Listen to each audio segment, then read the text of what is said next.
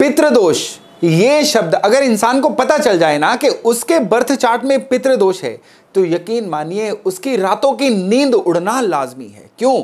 क्योंकि पितृदोष जिसके भी चार्ट में होगा, उसके जीवन में कमाई के साधन बंद हो सकते हैं, उसके जीवन में रोग जो हैं वो परमानेंट वास बना सकते हैं, उसका जीवन कभी सेटल नहीं हो सकता है। ये सेटलमेंट जो वर्ड है ना, ये बहुत बड़ी ब्रैकेट का वर्ड है। सेटलमेंट में क्या आ जाता है, वो इंसान में भी उसकी शादी ही ना हो सकता है जीवन में उसका कुछ भी काम सेटल ना हो सकता है कि आगे संतान ना होने की वजह से वो वंश वृद्धि से वंचित रह जाए। यानी पितृदोष जो है ना, इसके अंडर जीवन को परेशान करने वाली लगभग सभी समस्याएं आ जाती हैं। लेकिन यहाँ पे कुछ बहुत भ्रांतियां हैं जो पितृदोष के साथ जुड़ी हुई हैं। यकीन मानिए हर एक के चार्ट में पितृदोष नहीं होता है। नॉर्मली लोग कहते हैं कि केवल सूर्य राहु के एक साथ होने से या ग्रहण दोष होने से पितृदोष हो जाता है। दरअसल ऐसा नहीं है। पितृदोष अगर जीवन में निशानियां हैं तो समझ जाइएगा पितृदोष है। जन्म कुंडली के योग हैं, पितृदोष की तरफ इशारा करते हैं, लेकिन यह सिर्फ और सिर्फ इशारा ही होता है।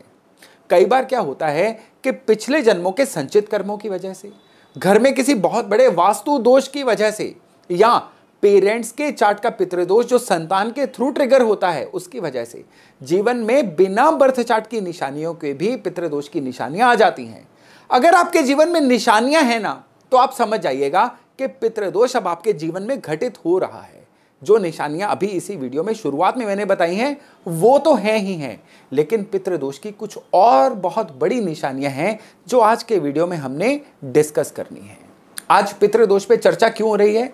क्योंकि पितृपक्ष आ रहा है, श्राद्ध आ रहे हैं, और ये जो 15 दिन होते हैं ना, यानी पूर्णिमा से लेके अमावस के बीच में, ये 15 दिन बहुत ही विशेष, बहुत ही खास दिन होते हैं। बड़े से बड़ा भी पितृदोष किसी की लाइफ में होगा ना, इन दिनों के उपायों से वो शांत हो सकता है। तो आज के वीडियो में एक तो हम चर्चा करेंगे कि पितृदोष की सटीक निशानियां क्या हैं, और फिर हम चर्चा करेंगे कि इन 15 दिनों में आप कौन कौन से उपाय करें जिससे आपके पितृदोष की शांति तुरंत होनी शुरू हो जाए। नमस्ते, मेरा नाम है योगेश शर्मा। स्वागत है आपका happy life with Yogesh Sharma में।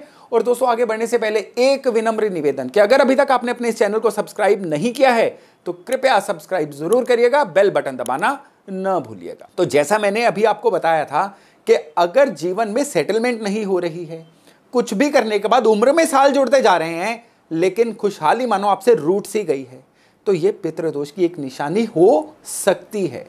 लेकिन यहाँ पे आपको एक चीज पे ध्यान देने की जरूरत है कि पितृदोष की सबसे बड़ी निशानी क्या है। अब एक बात देखिए कि किसी भी इंसान को बहुत किसी चीज को एग्जैजरेट करके हमने बोलना हो ना, हम कहते हैं कि उसकी तो मानो कमर ही टूट गई। कमर टूटना ये इस चीज की निशानी है कि अब उस इंसान के जीवन से सारा सपोर्ट सिस्टम ही खत्म हो गया है। अब उसको ये लड़ाई बिल्कुल अकेले लड़नी पड़ेगी, और उसमें भी कोई गारंटी नहीं है कि वो सफल हो या ना हो। समाज में उसके काम कोई नहीं आएगा, परिवार में उसके काम कोई नहीं आएगा, परिस्थितियां उसके खिलाफ होंगी, और मानो उसकी अपनी जो भी लियाकत है, उसकी अपनी जो स्किल्स हैं, वो भी उससे रूठी रूठी रहेंगी। यानी उसको जो भी नॉलेज है ना, उस नॉलेज को वो सफलता में कन्वर्ट नहीं कर पाएगा। ये होता है कमर टूटना। तो जब मानो इंसान की कमर टूट सी जाए ना, यानी अब उसको किसी भी तरह की कोई भी सपोर्ट नहीं मिल रही है, ना किस्मत का साथ मिल रहा है, ना आसपास वालों का साथ मिल रहा है, ये होता है पितृदोष। अब इसको अगर लिटरल सेंस में भी लेना, तो अगर किसी भी इंसान की कमर में लगातार दिक्कत है, वो सही से चल नहीं पा रहा है, बैक एक से बहुत बुरी तरह से पीड़ित है, ये एक वजह हो सकती है, ये एक इनिशियल सिम्टम भी हो सकता है कि शायद अब पितृदोष उसका एक्टिव हो सकता है। और स्पेशली तब जब इसका कोई मेडिकल रीजन ना पता लगे, या जो भी वो दवा कर रहा है वो उसकी कमर दर्द को सही नहीं कर रही है। यह पितृदोष की एक बहुत बड़ी निशानी है। घर का साउथ वेस्ट कोना जो होता है ना, नैऋत्य कोण, यानी साउथ और वेस्ट के बीच वाला कोना, ये वो ऊर्जा स्थान है जहां से पितरों का आशीर्वाद आप तक पहुंचता है। तभी कहते हैं ना, साउथ वेस्ट में हम बुजुर्गों की फोटो लगाएं तो उनका आशीर्वाद मिलता है। क्यों मिलता है? क्योंकि ये वो एरिया है जहां से पितरों की ऊर्जा आप तक सीधी चलायमान रहेगी, प्रवाहित होती रहेगी। अगर आपके घर के साउथ वेस्ट में आपने टॉयलेट दे रखा है ना, तो समझ आइए कि पितरों का जो ऊर्जा है ना, वो ड्रेन में जा रही है, आप तक नहीं पहुंच रही है। और पितरों की ऊर्जा आप तक पहुंचनी ही चाहिए। क्यों?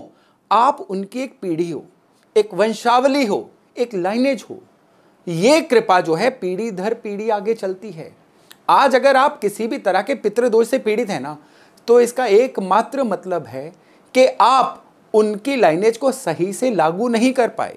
इसका यह मतलब नहीं है कि पितृ आपसे रूठे हुए हैं। पितृ क्यों रूठेंगे?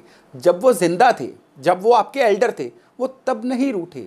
तो क्या दूसरे लोक में जाने के बाद आपसे रूठ जाएंगे, आपको श्राप देंगे, आपके प्रति रिवेंजफुल रहेंगे? ऐसा नहीं होता है। ये दरअसल कई दंत कथाएं बन गई, कई भ्रांतियां ऐड हो गई, जिसकी वजह से ये डर का कारोबार बन गया। प्लीज सबसे पहले तो थॉट प्रोसेस को बदलिए। पितृ श्राप नहीं देंगे, बल्कि पितरों के अनुसार अगर हम नहीं चलेंगे, हम खुद ही अपने जीवन को श्रापित कर रहे हैं। ये होता है पितृदोष। फैमिली के रिचुअल्स को अगर आप सही ढंग से निभा नहीं पा रहे हैं ना, ये पितृदोष है। आप अपनी वंशावली के अनुसार अपने रिचुअल्स को आगे नहीं बढ़ा रहे हैं, तो पितृदोष पैदा होता है। साउथ वेस्ट कोने को खराब कर रहे हैं, तो पितृदोष पैदा होता है। बिना बात के लोगों की बद्दुआ लेंगे तो पितृदोष पैदा होगा। पितृदोष जो है ना, ये एक ऐसा अदृश्य दोष होता है जिसकी चोट बहुत गहरे लगती है। तो अगर आपके जीवन में पितृदोष है और जो निशानियां मैंने अभी तक आपको बताई हैं, उनमें से कोई भी निशानियां फील हो रही है ना, यानी आपकी इनकम सेटल नहीं हो रही है, जीवन सेटल नहीं हो रहा है, शादी ब्याह नहीं हो रहा है, बाल संतान नहीं हो रही है, या आपके जीवन में जो है अभाव या मुश्किलें इतनी बढ़ती जा रही हैं कि सांस लेना दूभर हो रहा है, बीमारी नहीं जा रही है, या घर में या आपके निजी संबंधों में इस तरह के कलेश हैं कि मानो वो कलेश ही जीवन पे हावी हो गए हैं, तो यकीन मानिए फिर ये जो पितृपक्ष के 15 दिन है ना, ये आपके लिए स्वर्णिम दिन है, जिसमें आप पितरों का आशीर्वाद लेके इस पितृदोष को शांत कर सकते हैं। तो शुरुआत के लिए सबसे पहले तो घर के साउथ वेस्ट कोने को सही करिए।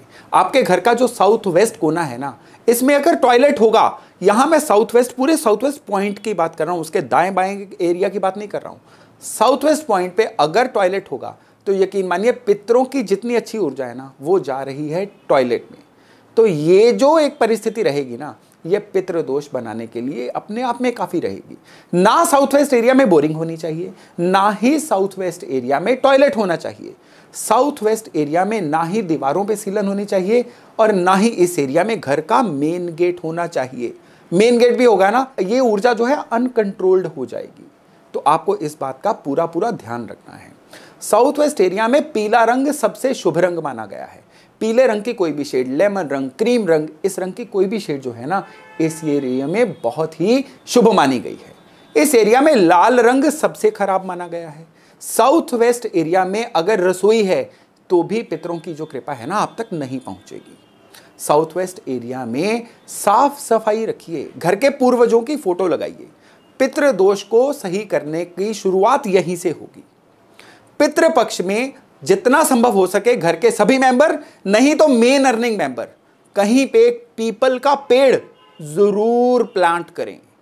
अगर पीपल का पेड़ पितृपक्ष में अपने पितरों के नाम पे प्लांट किया जाता है, जितना वो अपनी जड़ें पकड़नी शुरू करेगा ना, आपके उतने ही जीवन के दोष जो हैं डाइल्यूट होंगे, खत्म होंगे। पितृपक्ष में बहुत जरूरी है कि 15 के 15 दिन किसी जरूरतमंद को आप राशन, ग्रोसरी ये दें, और इसको देते हुए धन्यवाद का भाव रखें। गिवर का भाव नहीं रखना है कि मैं दे रहा हूं, धन्यवाद का भाव रखना है कि वो लोग आपसे ये ग्रोसरी लेके आप पे एहसान कर रहे हैं, क्योंकि उनका आशीर्वाद आपके दोष को काटेगा। तो आपको उनके प्रति एहसानमंद होना है, और देते वक्त आपको अपने पितरों को याद करना है, आपकी जो वंशावली है ना, उसको याद करना है, क्योंकि उनके त्याग, उनकी तपस्या की बदौलत आज आप यहां पे हो। अगर आप पीड़ित हो अपनी वजह से हो, लेकिन अगर आप आज जीवित हो ना, आज आप एग्जिस्ट कर रहे हो, ये उनकी वजह से है। तो अपनी पीड़ा को शांत करने के लिए उपाय आप ही को करना होगा। यहां पे पूजा पाठ या जो भी हम ये पिंड दान करते हैं, मैं उन चीजों में नहीं जा रहा हूं, वो कर्म कांड का विषय है, वो आप अपनी इच्छा अनुसार कर सकते हैं। लेकिन यहां पे किसी जरूरतमंद को राशन देना, ये आपके लिए बहुत ही चमत्कार का काम करने वाला है इस पितृपक्ष में। इस पितृपक्ष में एक बहुत ही इंपॉर्टेंट उपाय है, वो है गाय के लिए, कुत्ते के लिए और कौवे के लिए भोजन निकालना। और प्लीज अपने जूठे भोजन में से उनको कोई पार्ट मत दीजिए। आपको क्या करना है कि अपने भोजन से पहले एक कौर निकाल के, एक हिस्सा निकाल के उनके लिए रखना है, और ये पूरे के पूरे पितृपक्ष आपको उनको खिलाना है। अपने पूर्वजों का अगर आपके पास कोई स्थान पता है, आपको उनका कोई स्थान है, तो वहां पे जाइए, उसकी सेवा करिए, वहां पे उनके नाम का दिया जलाइए, उनका शुक्रिया अदा करिए, उनसे मांगिएगा नहीं, उनको पता है आपको क्या देना है।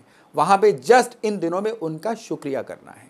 अगर आपको स्थान नहीं पता है तो किसी भी सिद्ध शिव मंदिर को उनका स्थान मानिए, और 15 के 15 दिन यानी पूर्णिमा से अमावस तक रोज संध्या के समय वहां पे घी का दिया जला के आइए, आटे का दिया, और रोज के रोज अपने पूर्वजों की शांति के लिए प्रार्थना करिए भगवान शिव से। यकीन मानिए बहुत ही सटीक रेमेडी है किसी भी तरह के पितृदोष से निकलने के लिए।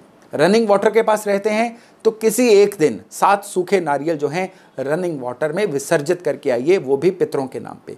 अगर आप रनिंग वाटर के पास नहीं रहते हैं, आपकी प्रॉक्सिमिटी से वो दूर है, तो भी एक उपाय है, और ये बहुत ही गहरा, बहुत ही ज़बरदस्त उपाय है, और वो है कि किसी पीपल के पेड़ के आसपास पीला धागा बांधिए। ये पीला धागा 7 बार बांधना है आपने, और ये पितृपक्ष के किसी भी दिन पितरों का नाम लेके किया जा सकता है। लेकिन यहाँ पे आपने ये ध्यान रखना है कि ये जो पीपल का पेड़ है किसी मंदिर के प्रांगण में, मंदिर के प्रेमिसेस में, मंदिर की प्रॉक्सिमिटी में हो, पूजे जाने वाला पीपल हो। पीले रंग का सूती धागा 7 बार घुमा के बांधिए किसी पीपल के आसपास। बस इतना भर आपको करना है। दोस्तों, पितृपक्ष के किए गए जो उपाय हैं ना, बहुत गहरा असर देते हैं, क्योंकि ये आपको आपकी ऊर्जा के साथ जोड़ते हैं, आपकी वंशावली के साथ जोड़ते हैं, आपकी जड़ों को मजबूत बनाते हैं। जिस बिल्डिंग की बुनियाद मजबूत हो, जिस पेड़ की जड़ें मजबूत हों, उस पेड़ को कोई भूकंप, कोई भूचाल हिला नहीं सकता है। उस इमारत को कोई भी आपदा जो है ना हिला नहीं सकती है। तो पितृपक्ष है आपकी जड़ें, आपकी नींव को मजबूत करने का। नींव मजबूत होगी ना तो जीवन की बड़ी से बड़ी समस्या भी जो है ना आपकी, वो टल जाएगी। तो मैं आशा करता हूं कि इस जानकारी को लेके आप अपने जीवन की कई समस्याओं का हल खुद ही खोज पाएंगे। तो चलिए, आज का वीडियो था यही तक। बहुत जल्द मिलते हैं एक नए टॉपिक, एक नए विषय के साथ। अपना खूब ध्यान रखिएगा। नमस्कार।